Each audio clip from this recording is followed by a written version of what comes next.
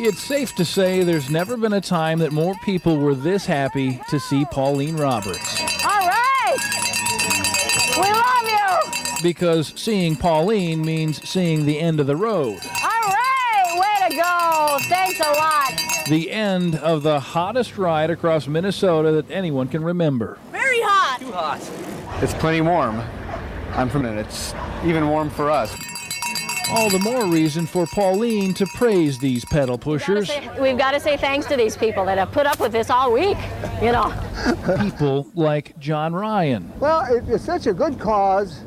It was a challenge. I like challenges. He's in his 70s and riding a 70s vintage Schwinn across Minnesota for the first time. But it's so heavy, you know. I'm pumping like crazy, and the other riders are coasting. Sure, I think they're for 2 rides.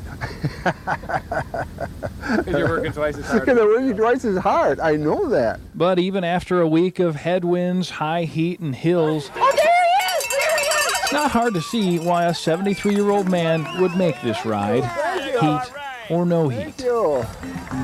Oh. Hey, Dad! Congratulations! Oh. This guy's incredible. Oh. Rod Rassman, Oh, that's next year. Yeah. Channel 5 Eyewitness News, Hastings. Wow, my driver and cook.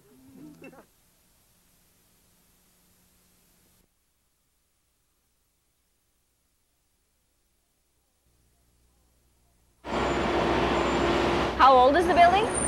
1950? It's part of Okay, the U. it's part of the U, right. They're putting up a new facility. Future site of the new molecular and cellular biology building. My name is Nisha Shah. I'm a scientist. Just curious. Was in the building for 8 years, and I'm just curious to see it come down. Where I'll start, I'll swing out, and then I'll swing back into it with the ball and hit it. I wish they would implode it. That would be cool to watch. Oh, Sheldon's getting in the truck, guys. Close. Here we go. Here we go. Oh! Oh, there's a dent. I was kind of hoping they'd go through a window. Here we go. Uh-oh. This is it. Oh!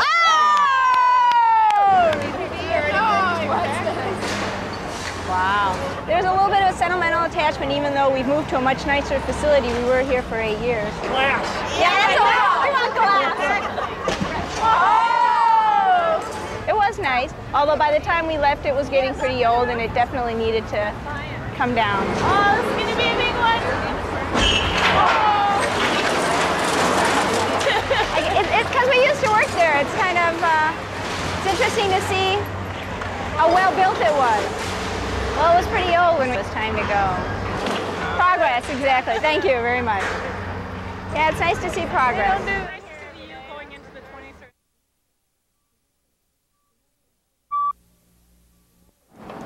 23rd. Good morning. How's everybody doing today? Another day, another classroom for Steve Whalen. We'll be bringing probably a dozen spare tubes. Telling kids about a little bike ride.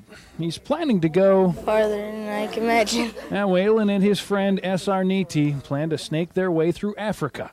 20,000 miles, Africa. 20,000 miles. How far is that? Well, it's like going from St. Cloud to St. Paul 333 times. That's like doing it once a day For nearly a year. They're nuts. Are we nuts? Of course we're nuts. That's why we're doing this. Because this kind of crazy cuts across all cultures, all languages. The common word I heard in various languages, you must be crazy. But you see, you laugh. That's where the first friendship we built across many lands. Along the Atlantic Ocean, then cuts across. They're counting on those friendships to carry them through a continent. And they're bringing a few hundred kids with them. Well, not literally. Kids like these in Foley will be following the progress of Expedition Africa on the internet. What we want to do is show students all of Africa. And if it means going 20,000 miles from Cairo to Cape Town, then that's the distance that we have to travel. Whatever comes, we hope to face it. Whatever challenges, we're going to overcome it so that we can able to share that with our kids. This ride put them in the Guinness Book of World Records. But the only thing that really means anything to them is making a difference for kids in 2 continents. And that's why they'll Keep pedaling! Rod Rassman, Channel 5 Eyewitness News, Foley.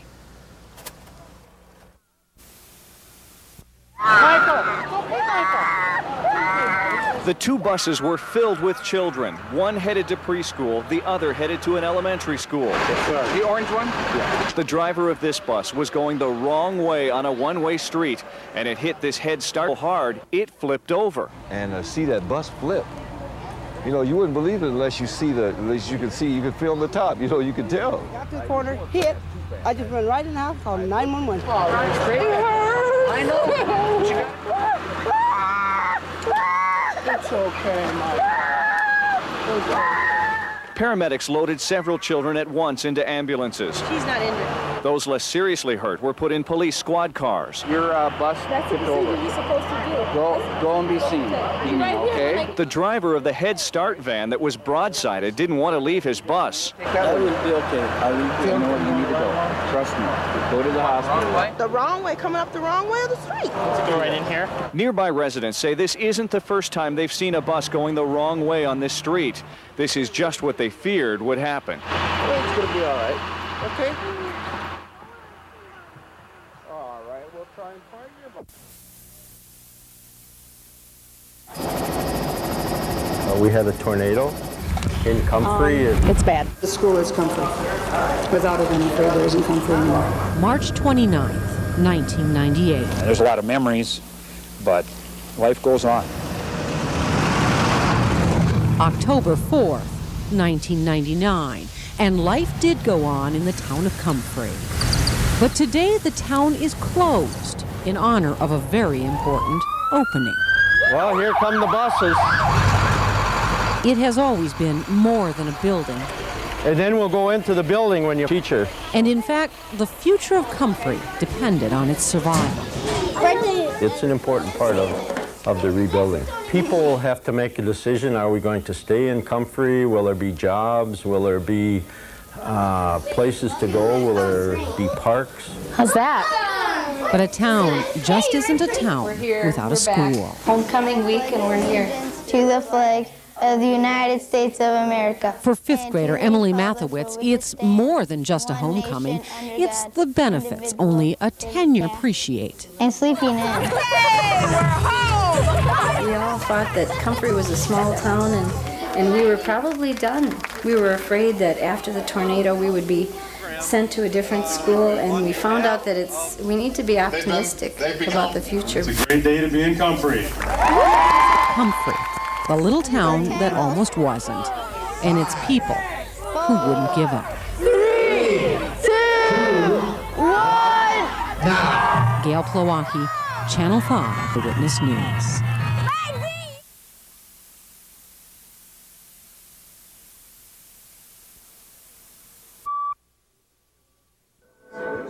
On World News Tonight this Thursday, for this grief-weary family, it is a night of watching. Announced a large reward for Bell's capture. Often watching themselves in constant updates on the escape that is gripping their lives. See who's in control and what's really going on and how much is gossip and how much isn't.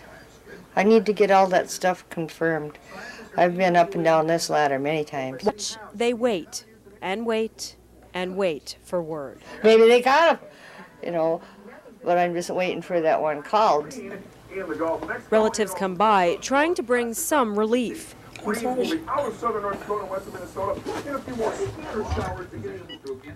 Hello? The phone rings, but it's not the message they seek. The guy that I talked to at 3:30, he says, well, when we do find them, you want us to bring them back in pieces? Or I say, well, you can scatter them on the prairie when you bring them back. You know, let the coyotes and the wolves have them. So as the hours drag on, they try to hold on to hope that the word will come soon. The greatest part will be when I see a flash across the TV that says, you know, Kyle Bell recaptured. A capture that will hopefully provide the family permanent closure. In Fargo, Kathleen Shannon, Channel 5 Eyewitness News. I was just thinking I stunk. No, you smell good, Emma.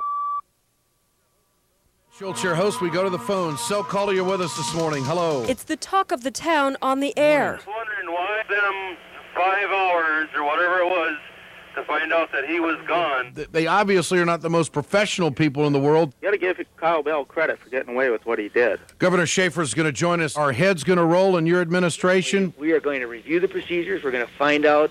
And if we have problems here, you can be sure that people will pay the price. But there's new information on law enforcement concerns that Bell may try to return to North Dakota. Would you order any protection for anyone involved? Absolutely. And it reverberates down the street. Let's have a cup of coffee. And of course, it is the talk over tables. I can't imagine where he could be hiding right now. It just seems like if a person was in Fargo-Moorhead and he was a bad guy and everybody had his pictures probably posted everywhere down there, that somebody doesn't spot him. I have a little girl, and I'm just afraid he's going to get another little girl. There's not very many cases like this in Fargo to begin with. It's just sad that the ineptness of the people that were transporting him let him... That's beyond your imagination. In fact, the only people not adding to the conversation are Sue and John North, who remain in their house and say that they'll wait to react when they get word of Bell's capture. I feel confident that he'll be caught here shortly. Sheer incompetence on part of the company. So the talk and the wait continues. In Fargo, Kathleen Shannon, Channel 5 Eyewitness News. I didn't do it. It just happened. Hello, you're on with us.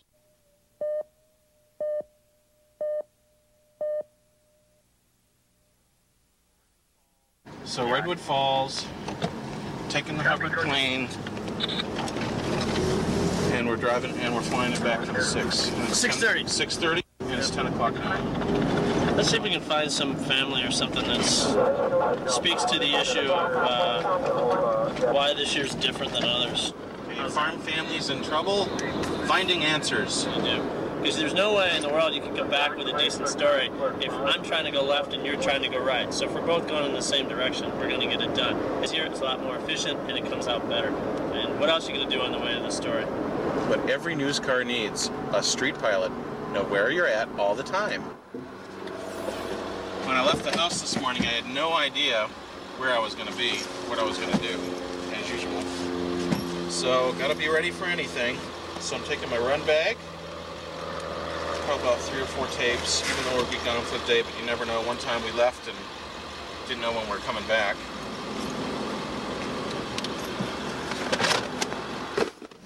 August 5th, 1999, and this is going to play in March in Oklahoma. I have nothing to say until I figure out what this story is about. We have a commitment statement, but we're still not sure yet. People in pretty good mood? Yeah. You know, it's kind of a rocky time out here? What's his name? Yeah, if you're going to base it against someone's What does a piggy say? No. Ladies first, how's that? I am Dave Wertheimer from Channel 5. We'll make it quick. What's your name? My name's Kim. Hey, Kim. Nice to meet you. You too. So where exactly? You guys are in Carver County? Yeah, we're close to 212 west of Chaska. I'm going to run this inside. Okay, so you're pretty close. Well, actually, yeah, there's a lot of building going around. Yeah, I was going to say. Elevated. The hardest thing we do is put a microphone And both work off the farm and then do it part-time. It's a bit of both. Oh, yeah. So you guys both grew up on farms? Yeah. Yeah, what part? Close to the cities or outer ways? Down in Goodhue County. Okay, yeah. On a dairy farm down there. Keep that microphone on you. That way? This way? Okay, I'm just going to run ahead of it. Just ignore me. Thanks very much. Thank you. It's nice to meet you Enjoy guys. the rest of your afternoon. Yeah, At least you got a decent day. Yeah. It's a nice day for it. It's 10,732 trading on the New York Stock Exchange. Is there a future for it?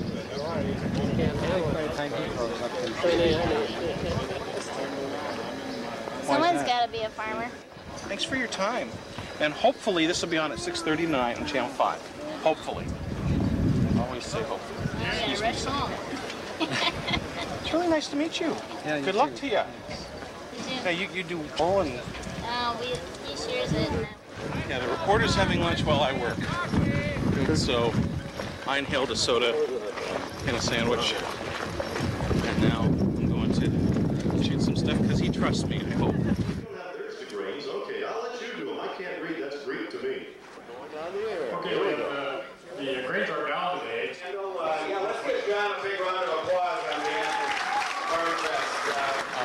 Here's what I think. You know, if we can start with like the crops, aerials and crops, in terms with the fact that the young family that they're here with today probably won't be with them on the farm down the road. your fill augers, your takeaway augers. So what we're going to do is we're going to start with the commodities guy underneath some shots of corn, and the commodities guy reveal him to segue us into Farm Fest. How do you feel about this story? It's going to come together? It'll come together. I'm lucky because Dave's editing saves it. It's pretty straightforward. You can do this a lot of ways. We can make it real easy, but he'll save it. He'll get good shots. We'll get good faces. Shot steady sequence video with meaningful natural sound. We have a little bit of personalization. Gonna get a couple shots of corn on the way home. Cranking this all the way up to get crickets. Why?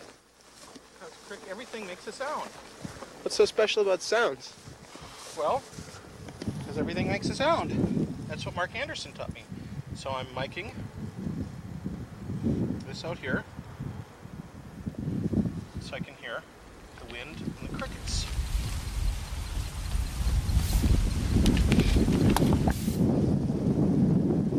Fun day.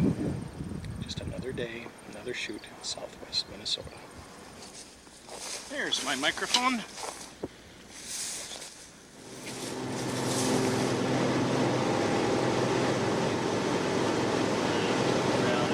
Kids may not be with them, so we go from the reality the kids not be with them to the Nat Bridge of we'll find those John Deeres. Okay. And then we go to the little kids, the dad talking, they're walking hand in hand.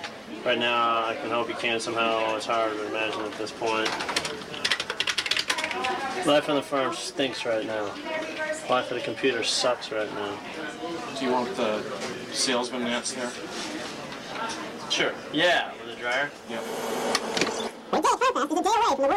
Fetch recording, a wonderful thing for audio tracks. If you don't have an Avid, it's a wonderful thing. Everything too, you gotta be positive about it. It's even okay, more the stamp's not perfect, but but with the fact whatever. In Redwood Falls, Bob McDade, Channel 5, Eyewitness News.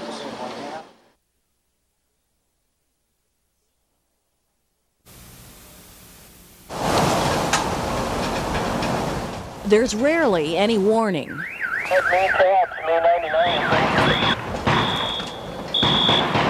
When a crisis hits, luckily this isn't a real crisis at Olson Middle School in Minneapolis. It's a practice drill. We're trying to have a simulation of a Columbine type incident where we have to respond to a school that has some kind of emergency SWAT type operation.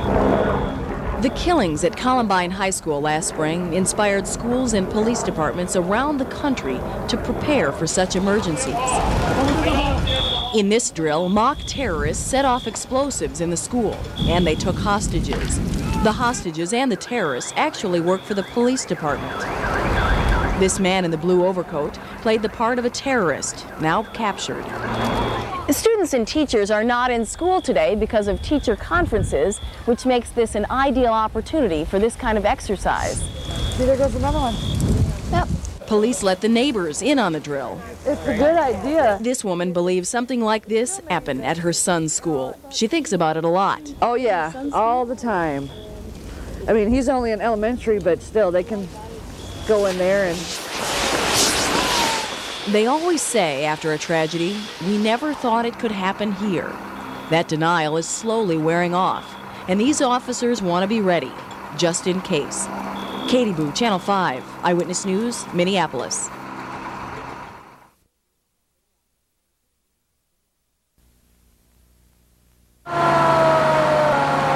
Four fires waking four families to terror. I thought the house was going to start on fire. So the windows were cracked. I mean, it was that the heat was so intense. And then, of course, you think the cars are going to explode. Firefighters could barely get one under control before the call would go out to another just a few blocks away. Oh yeah, we expected the whole house to catch fire. Jeff James' wife grabbed their year-old daughter and ran into the cold dawn barefoot. And our lives were threatened, and you know, that's the worst part. You have your family in the house, and you know, just 20 feet away there's a gigantic fire. You know, that's not cool. The family and the house are intact, but the Jeep Cherokee they bought just a month ago and the garage they re-roofed, both gutted. It's terrible. A similar scene down the street where Logan Banks lives with his wife and two children. I'm pretty positive that they knew the neighborhood well enough to be able to get away, start a fire in one house, and then run a block away, start another one. Neighbors say they saw 3 high school-aged kids walking away leisurely as banks garaged. The pattern looks like it's a juvenile behavior, finding garages that are obscured from the view of the street, going into the garages, finding fuels that they can readily ignite, and then moving on. Pranks investigators call fires of convenience. This is very serious. It's not a joke. It's not funny. Pranks that could have had even more serious consequences. They could kill somebody. Think about it. Kathleen Shannon, Live Eyewitness News.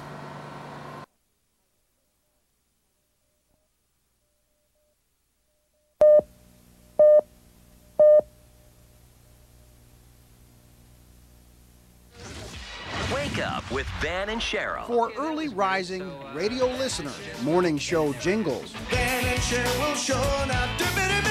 make for FM fodder as familiar as the friendly banter between hosts. Hey, Woodbanks. It's 5:42 at KS95. Good morning. This is the Van and Cheryl Show. Good morning, Cheryl. How are Good you? morning. Hey. But what few listeners of KS95's Van and Cheryl Show know is that the man who adds colorful music to their mornings is a stay-at-home dad who works in the drab and cluttered basement of his St. Paul home. This is the studio. You know, he's our one-man Van and Cheryl band. That's the beauty of radio is no one has any idea where this stuff came from. Even here, Billy Shear finds his way to music, which is all amazing. I've been there. I couldn't find my way around, and I can see. I don't know how he does it. Because Billy's been blind since birth. I can see clearly, KS95. That didn't stop him from studying broadcasting in college or touring for more than 7 years with local artist Johnny Holmes. He doesn't let anything stop him. I mean, you know, nothing holds Billy back.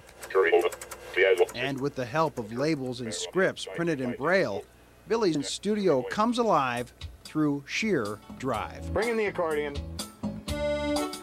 Well, okay, synthesizer. Think about it. Could you operate a 64-track digital recorder with your eyes closed? Guitars. Billy took 3 months to learn. Sheer repetition. S-C-H-E-R-E-R, repetition. If I think I can do it, I don't care how long it's going to take me. His work is perfection. You know, it's even more amazing that he does it being blind. This is the morning show I've waited for. His creativity is just incredible. You just tell him what you want, and bam, a day later, it's in the studio. It is she. Hi. Hey, lovely Laura. How are you? Billy gets his latest recordings to the studio without ever leaving his house. Well, thanks for stopping by. No problem. See you later. Yep, have a good day. But he's far from homebound. Means it's 2:35 and time to go grab the boys. The only thing he enjoys more than his music time, walking. Walking with sons Brendan and Rory. How was your day, dude? Good. How's it? You got homework? Yeah. Oh, darn. He still picks his boys up from school every day and walks them home. It's time for their daily torture. I'm the leader, and that's that. Actually, it's more like their time for cartoons, cookies, Thank you. Hero. and some quality time with Dad. That's Stephen! Where is Stephen? I've run in my neighborhood, walking up and down Grand, taking his kids to the doctor's office or taking him grocery shopping. And he does everything that a normal father does. How about you? The way Billy sees it, he is a normal dad. But for the fact, tens of thousands of people hear his work. And that's what keeps him going.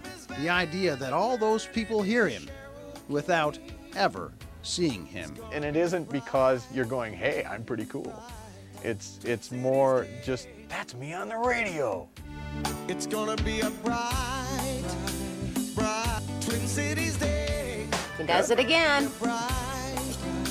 John Barr, Channel 5, Eyewitness News.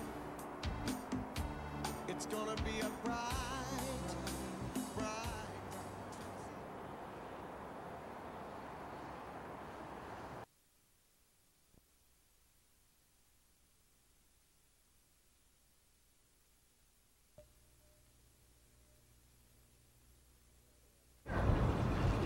Randall, we've had a Quite a traumatic day yesterday. Minnesota town lost its only grocery store. A fire in Randall near Little Falls destroyed the Gosh's grocery store. The Gosh's Super Value in Randall, but it's been in the family since 1902.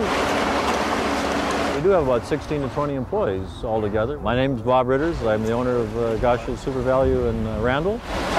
Gosh's is burned to the ground. We were kind of a stop. I guess people from the cities called us a stop on the way up to the lakes. Otherwise we'll have to go all the way to Little Falls. Yeah. But we're working with Super Value right now to try and figure out what we're going to do here in the future. Look at the bright side. We don't have to go and help those guys do the dirty work. Yeah. Probably going to let them go ahead and start demolishing it. My name's Pat Boone. I'm the Randall Fire Chief. By far the hardest fire that since I've been on the department to fight. We're told the fire was this intense for more than an hour. It's one of those that once it got between the two ceilings in the tar of the roof and stuff, we just really couldn't knock it down. It's a mess. None of us wanted this to happen or expected it, and that's the way it is. Yeah, it's kind of the pits here, but where am I going to buy groceries now? It hasn't sunk in yet. I think we just have to be blessed that it's just a building and there's no human tragedy. All the rest of it is just stuff. I'll tell you, the bricks and mortar don't really. And everybody's going to live and be happy. So it's nice being in a small town.